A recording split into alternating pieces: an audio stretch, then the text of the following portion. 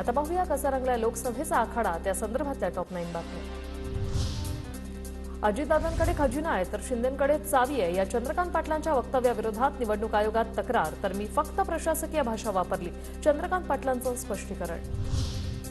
अहिल्याबाई होळकरांचे वंशज भूषणराजे होळकर उद्या शरद पवार गटात प्रवेश करणार, भूषणराजे शरद पवार गटाचे स्टार प्रचारक असणार।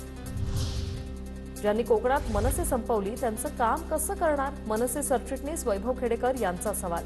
राज ठाकरेंचे आदेश मान्य पण तटकरेंनी विकास कामं केली नाही असंही नोंदवलं मत।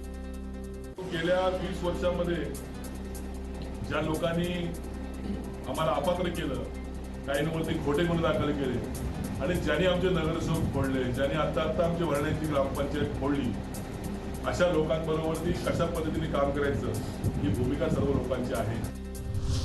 तर वैभव खेडेकरांनी मांडलेली भूमिका योग्य, एक बोटाची थुंकी दुसऱ्या बोटाला लावणं चुकीचं, अंबादास दानवेंकडून खेडेकरांची पाठराखण। वारंवार अशा पद्धतीनं या बोटाचा ठोंका या बोटावर घेणं, वारंवार कार्यकर्त्यांना अशा पद्धतीनं चुकीच्या भूमिका घ्यायला भाग पाडणं, मला वाटतं अशा भूमिकेनं निश्चित असे जर वैभव खेडेकर सारखे असे अनेक आहे, वैभव खेडेकर एक समोर आलेलं नाव आहे।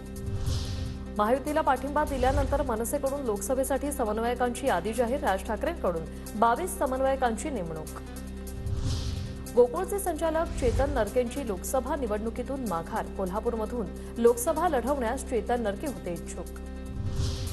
शरद पवारांकडून उत्तम जानकरांना आमदारकीचं आश्वासन, जानकर महाविकास आघाडीचं काम करण्यास सकारात्मक, सूत्रांची माहिती।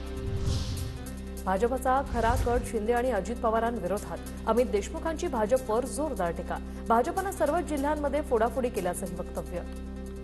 महायुतीमध्ये जो कारभार चाललेला आहे, आम्हाला असं वाटतं की भारतीय जनता पक्षाचा खरा कट हा एकनाथ शिंदेच्या विरोधात आहे आणि अजित पवारांच्या विरोधात।